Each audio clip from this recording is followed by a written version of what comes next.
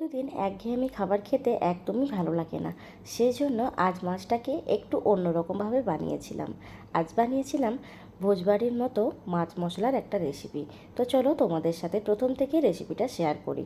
এই যে এখানে মাছ নিয়ে নিয়েছি, আর মাছের সাথে নুন, হলুদ, তেল আর কিছুটা মশলা যেমন আদা, পেঁয়াজ, রসুন বাটা সমস্ত কিছু ভালোভাবে মাখিয়ে নিয়েছি।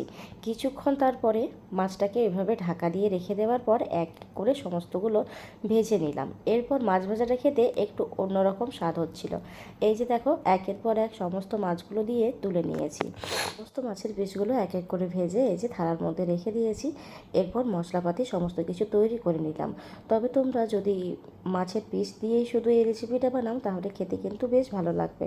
আমার যেহেতু পুরো একটা মাছ গোটা ছিল, তাই পেটি থেকে শুরু করে মাথা, লেজা সমস্ত কিছু দিতে হয়েছে।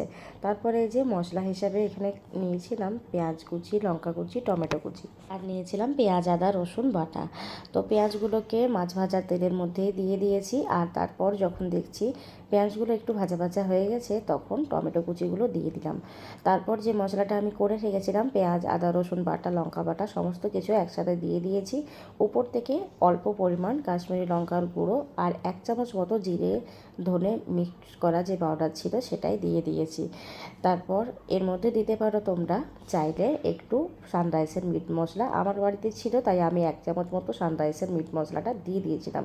মাছের ঝোল মশলা পাওয়া যায়, মিট মশলা পাওয়া যায়, তবে মাছের ঝোল মশলাটা দিলে আমার মনে হয় যে একটু বেশি আস্তে আস্তে গন্ধ করে। সেই জন্য আমি সানরাইসের মাছের ঝোল মশলাটা সেরকমভাবে ব্যবহার করি না। যে কোনো ঝোলের মধ্যে কিন্তু মিট মশলাটা বেশ সুন্দর একটা ফ্লেভার দেয়, সেই জন্য বেশিরভাগ ক্ষেত্রে আমি ওই মশলাটা একটু ব্যবহার করে থাকি বেশি। তো অল্প পরিমাণ দিয়ে দিয়েছিলাম। তো এখন এতটা সুন্দর হয়েছে রান্নাটা, এত সুন্দর একটা গন্ধ বার হচ্ছে, খেয়ে কিন্তু তোমরা বুঝতেই পারবে না যে এটা মাছ রান্না করছি নাকি মাংস রান্না করছি।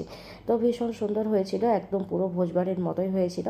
ভালো করে মশলাটাকে একটু কষিয়ে আর জল দিয়ে দিয়েছি। জল কিন্তু বেশি পরিমাণ দেওয়া যাবে না, যেহেতু এটা মাছ মশলা, একদমই কিন্তু গায়ে লাগা লাগা হবে।